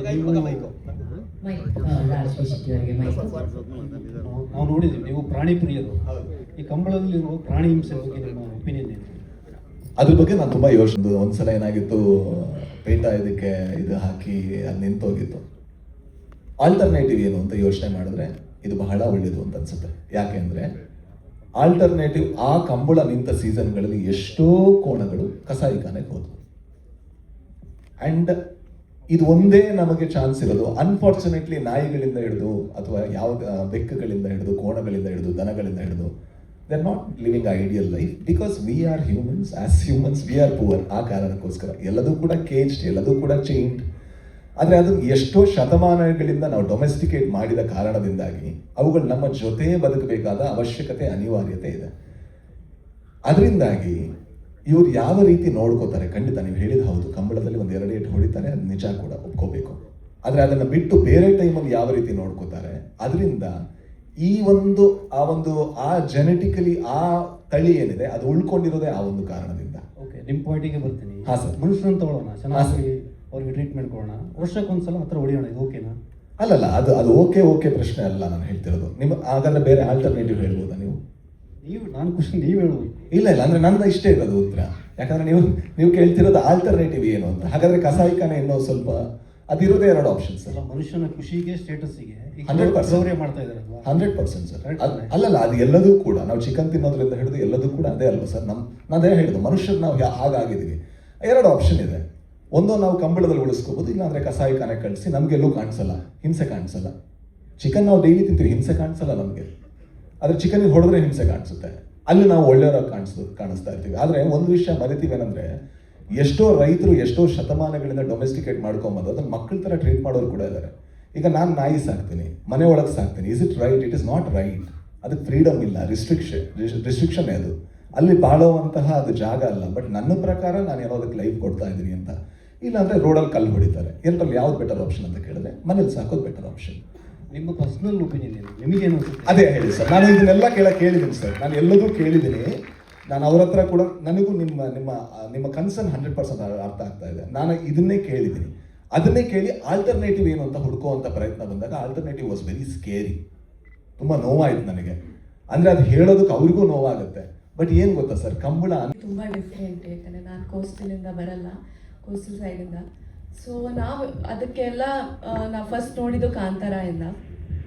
ಬಟ್ ಐ ಥಿಂಕ್ ಕರಾವಳಿನಲ್ಲಿ ಶೂಟ್ ಮಾಡಬೇಕಾದ್ರೆ ನಾವು ಔಟ್ಡೋರ್ನಲ್ಲಿ ಇರ್ತಿದ್ವಿ, 30 days ಅಲ್ಲೇ ಇರ್ತಿದ್ವಿ. ಸೊ ಅಲ್ಲೇ ಇದ್ದು ಅಲ್ಲೇ ಫುಡ್ ತಿಂದು ಮತ್ತು ಅದೇ ಜನದ ಜೊತೆ ಜಾಸ್ತಿ ಟೈಮ್ ಸ್ಪೆಂಡ್ ಮಾಡಿದ್ರಿಂದ ಐ ಥಿಂಕ್ ಪರ್ಫಾರ್ಮೆನ್ಸ್ ಈಸಿ ಆಯಿತು. ರಾಜ್ವಿ ಶೆಟ್ಟಿ ಅವರೇ, ನಂದೇನೂ ಮುಗ್ದಿಲ್ಲ. ಗೊತ್ತು ಸರ್, ದಯವಿಟ್ಟು ಕೇಳಿ. ಓಕೆ, ನೀವು ಅಂದರೆ ಪ್ರಜ್ವಲ್ ಹೀರೋ, ರಾಜ್ಬಿ ಶೆಟ್ಟಿ ವಿಲನ್, ಅದೊಂಥರ ಟ್ರೆಡಿಷನಲ್ ಹೀರೋ ವಿಲನ್ ಅಂತ. ಬಟ್ ಡಿಕೋಡ್ ಮಾಡಿದ್ರಿ? ಅದು ಡಿಕೋಡ್ ಅಲ್ಲ, ಇವಾಗಿರೋದು. ನೀವು ಅವ್ರಿಗೆ ಅಪ್ಪ ಆಗ್ಬೇಕಾ ಈ ಫಿಲಮಲ್ಲಿ ಅಂತ? ಆಗಿದ್ದೀನಿ ಅಂತ ಗೊತ್ತಿಲ್ಲ ಶಾರದಾ, ಬಟ್ ಈ ಹೊಸ ಇನ್ಫಾರ್ಮೇಶನ್ಗೋಸ್ಕರ thank you so much. But ಜನರಲ್ಲಿ ನನಗೆ ಗೊತ್ತಿರೋ ಇನ್ಫಾರ್ಮೇಶನ್ ನಾನು ತಿಳ್ಕೊಳ್ಬೇಕಾಗಿತ್ತು. ಸೊ ಅವರು ಐ ಥಿಂಕ್ ನಮ್ಗೆ ಏನೆಲ್ಲ ಹೇಳೋದಕ್ಕಿದೆ ಅದೆಲ್ಲ ಟ್ರೈಲರಲ್ಲಿ ಹೇಳಿದೀವಿ ನಾವು. ಸೊ ಅದನ್ನ ನೀವು ಯಾವ ರೀತಿ ಡಿಕೋಡ್ ಮಾಡಿದ್ರು ನನಗೇನು ತೊಂದರೆ ಇಲ್ಲ. ಯಾಕಂದ್ರೆ ಫೈನಲಿ ನೀವೇನು ಅನ್ಕೊಂಡ್ರು ಅದು ತಪ್ಪು. Okay, sometimes I can be wrong. Yeah, Gurudatt ಅವರೇ, ಹಿಂಗೆ ರಾಜ್ಬಿ ಶೆಟ್ಟಿ ಬಂದಮೇಲೆ ಪ್ರಜ್ವಲ್ ಪ್ರೆಸೆನ್ಸು ಕಡಿಮೆ ಆಗಿದೆಯಾ? ರಾಜ್ಬಿ ಶೆಟ್ಟಿಗೆ ಸ್ಕ್ರೀನ್ ಪ್ಲೇ ಚೇಂಜ್ ಮಾಡಿದ್ರೆ ಏನಾದರೂ? ಖಂಡಿತವಾಗ್ಲೂ ಇಲ್ಲ. Okay, I just wanted to know. ಹೆಂಗ್ ಮ್ಯಾಮ್ ಮಾಡೋಕ್ಕಾಗತ್ತೆ? ಸಮ್ವೇರ್ ಪ್ರಜ್ವಲ್ಸ್ ಆಬ್ಸೆನ್ಸು ಏನು ಮೆಸೇಜ್ ಕೊಡ್ತಾ ಇದ್ದಾರೆ ಆಡಿಯನ್ಸ್ಗೆ ಇದರಿಂದ? ಬಿಕಾಸ್ ಎಲ್ಲಾನು ಹೇಳ್ತಾರೆ ಟೀಮ್ ಒಳಗಡೆ ಡಿಸ್ಕಸ್ ಮಾಡಿ ಬರಬೇಕು ಅಂತ, but it's out in the open. So ಏನು ಮೆಸೇಜ್ ಹೇಳ್ತಾ ಇದ್ದಾರೆ ಆಡಿಯನ್ಸ್ಗೆ? ಆಡಿಯನ್ಸ್ಗೆ ನಾನು ಕೊಡುವ ಮೆಸೇಜನ್ನು ನಾನು ಕಥೆಯಲ್ಲಿ ಕೊಡ್ತೀನಿ. ಆಡಿಯನ್ಸ್ಗೆ ಮೆಸೇಜ್ ಕೊಡೋಷ್ಟು ನಾನು ದೊಡ್ಡವನಲ್ಲ. ನನ್ನ ಒಪಿನಿಯನ್, ನನ್ನ ಅಭಿಪ್ರಾಯ, ನನ್ನ ಇಂಟೆನ್ಷನ್ ಏನೇ ಇದ್ರು that will be in my film, in my story. ಆದರೆ ಈ ಥರ ಅನ್ಫಾರ್ಚುನೇಟ್ ಸಿಚುವೇಶನ್ಗಳು ನಡಿಬಾರ್ದಾಗಿತ್ತು ಅಂತನ್ನುವುದು ಒಬ್ಬ ನಿರ್ದೇಶಕನಾಗಿ, ಒಬ್ಬ ನಿರ್ಮಾಪಕನಾಗಿ ನನ್ನ ಕನ್ಸರ್. ಯಾಕಂದ್ರೆ ಸಿನಿಮಾ ಅಂತನ್ನೋದು ನನ್ನದೊಬ್ಬಂದಲ್ಲ ಮ್ಯಾಮ್. ಇಲ್ಲಿರುವ ನೂರಾರು ಜನ ಪ್ರೇಕ್ಷಕರಿಂದ ಹಿಡಿದು, ನೂರಾರು ಜನ ಕಲಾವಿದರಿಂದ ಹಿಡಿದು, ಸಾವಿರಾರು ಜನ ಎಫರ್ಟ್ ಇದೆ, ಅವ್ರ ಶ್ರಮ ಇದೆ. ಸೊ ಈಗ ನಾನು ಹೋಗಿ ಅವ್ರ ಹತ್ರ ಅಥವಾ ನಾವು ಕೂತು ಮಾತಾಡಿ ಸರಿ ಮಾಡ್ಕೋಬಹುದು ಸಮಸ್ಯೆನ. ಆದರೆ ಇಲ್ಲಿ ಆಗಿರುವ ಎಂಬ್ಯಾರಸ್ಮೆಂಟ್ ಯಾರಿಗಾದ್ರೂ ವಾಪಸ್ ಕೊಡೋಕ್ಕಾಗತ್ತಾ? ಇಲ್ಲಲ್ಲ. ಇದು ಪ್ರೇಕ್ಷಕರ ಮುಂದೆ. ಇವಾಗ ನೋಡಿ, ಪ್ರವೀಣ್ ಅಣ್ಣ ಬಂದಿದ್ದಾರೆ, ಪ್ರವೀಣ್ ಶೆಟ್ರು. ಅವ್ರು ಇಡೀ ಜೀವನ ಅವ್ರು ಹೋರಾಟ ಮಾಡ್ಕೊಂಡು ಬಂದಿದ್ದಾರೆ. ನಾವು ಚಿಕ್ಕ ವಯಸ್ಸಿಂದ ಅವ್ರನ್ನ ನೋಡ್ಕೊಂಡು ಬೆಳೆದಿದ್ದೀವಿ, ಆಯ್ತಾ? ಅವ್ರಿಗೆ ಏನನ್ಸಿರುತ್ತೆ? ಅವ್ರನ್ನೆಲ್ಲ ನಾವು ಅತಿಥಿಗಳಾಗಿ ಕರೆದು, ಸಿನಿಮಾ ಗಣ್ಯರನ್ನ, ಪತ್ರಕರ್ತರನ್ನ, ಮಾಧ್ಯಮ ಮಿತ್ರರನ್ನ ಎಲ್ಲರನ್ನೂ ಕರೆದು ಈ ಥರದ್ದೊಂದು ಅಲ್ವಲ್ಲ. It is not our culture ಅಲ್ಲ. No, you should have discussed this before you come into. Tried doing it, ma'am. It didn't happen. Is it for the remuneration? Not exactly. If it is also, it could have been communicated in a much better way. Okay.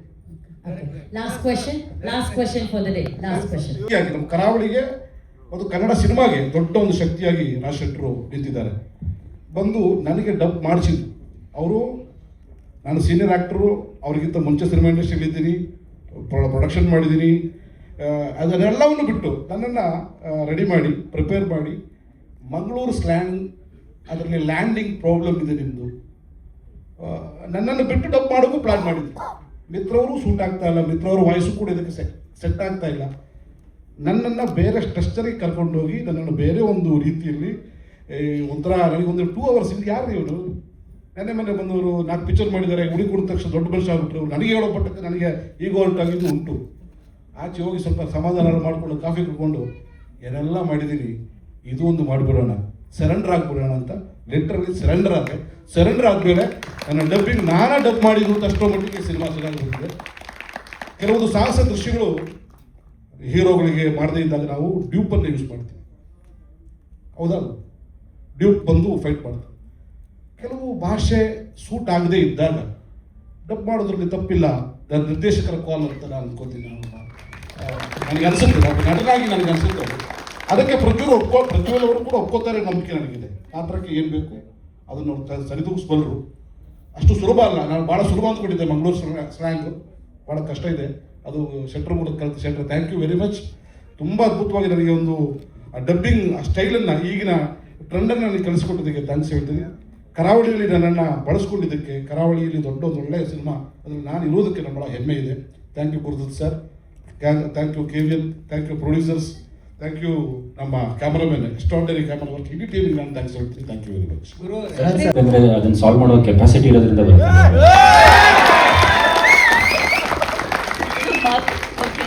Anyway, ಈ film ನೋಡಿದ್ದೀರಾ ಅನ್ಸುತ್ತೆ. ನಾನು ತುಂಬ rough copy ನೋಡಿದ್ದೆ. Okay. Today when I saw ಅಂದರೆ ನಂಗೆ last time ಒಂದು glimpse ಕಳಿಸಿದ್ರು.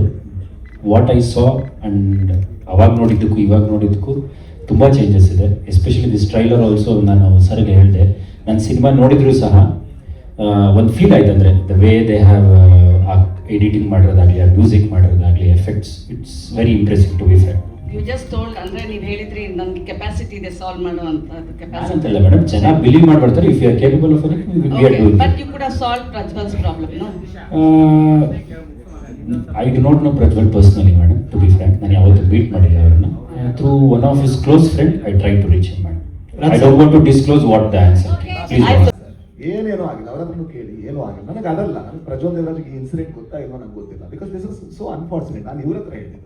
ಆಯ್ತು, ಪ್ರಜ್ವಲ್ ಆಕ್ಟಿಂಗ್ ಹೇಗಿದೆ ಅಂತ ಹೇಳಿ ಹೋಗಿ. ಚೆನ್ನಾಗಿ ಮಾಡಿದ್ದಾರೆ ಸಿನಿಮಾದಲ್ಲಿ, ನೀವು ಒಂದ್ಸಲ ನೋಡಿ. ಇಡೀ ಸಿನಿಮಾ ನಾವು ಬಹಳ ಚೆನ್ನಾಗಿ ಮಾಡಿದ್ದಾರೆ. ನೋಡಿದ್ರಲ್ಲ, ಅದಕ್ಕೆ ಕೇಳಿದ್ದು. ನೋಡಿ, ಟ್ರೈಲರ್ ನೋಡೋದು. ಗುರು ಇಂಪಾರ್ಟೆಂಟ್, ಅವ್ರ ಬಗ್ಗೆ ಹೇಳಬೇಕು. ಈ ಕನ್ನಡದಲ್ಲಿ ಪ್ರೊಡ್ಯೂಸರ್ ಮೂಕ ಪ್ರೇಕ್ಷಕರಾಗ್ಬಿಟ್ಟಿದಾರಲ್ಲ ಸರ್. ಯಾರು ಅಲ್ಲ ಅಂದ್ರೆ ಇಟ್ಸ್ ವೆರಿ ಅನ್ಫಾರ್ಚುನೇಟ್. ಏನಾಯ್ತು ಅದು ಬಹಳ ಅನ್ಫಾರ್ಚುನೇಟ್. ಯಾಕಂದ್ರೆ ಅದು ಕೇಳುವಂತ ಗಳಿಗೆ ಕೂಡ, ಅಂದ್ರೆ ಎಲ್ಲ ಟ್ರೈಲರ್ ಆದ್ಮೇಲೆ ಏನೋ ಒಂದು ಈ ಮೊಮೆಂಟಿಗೆ ಕೇಳಬೇಕು ಅನ್ನೋದು ತುಂಬಾ ಒಂದು ಸಾಡಿಸಮ್ ತೋರಿಸುತ್ತೆ. Unfortunately I have to be very truthful. ಯಾಕಂದ್ರೆ ಈ ಮೊಮೆಂಟ್ ಅಲ್ಲಿ ಬ್ರೇಕ್ ಮಾಡಿದ್ರೆ ಇವ್ರು ಬ್ರೇಕ್ ಆಗ್ತಾರೆ ಅನ್ನೋದಿದೆಯಲ್ಲ, ಅದು ಸಿನಿಮಾಗೆ ತುಂಬಾ ಒಂದು ದೊಡ್ಡ, ಅಂದ್ರೆ ಸಿನಿಮಾ ಆಸ್ ಎ ಇಂಡಸ್ಟ್ರಿ ಬಹಳ ಇದು. ಯಾಕಂದ್ರೆ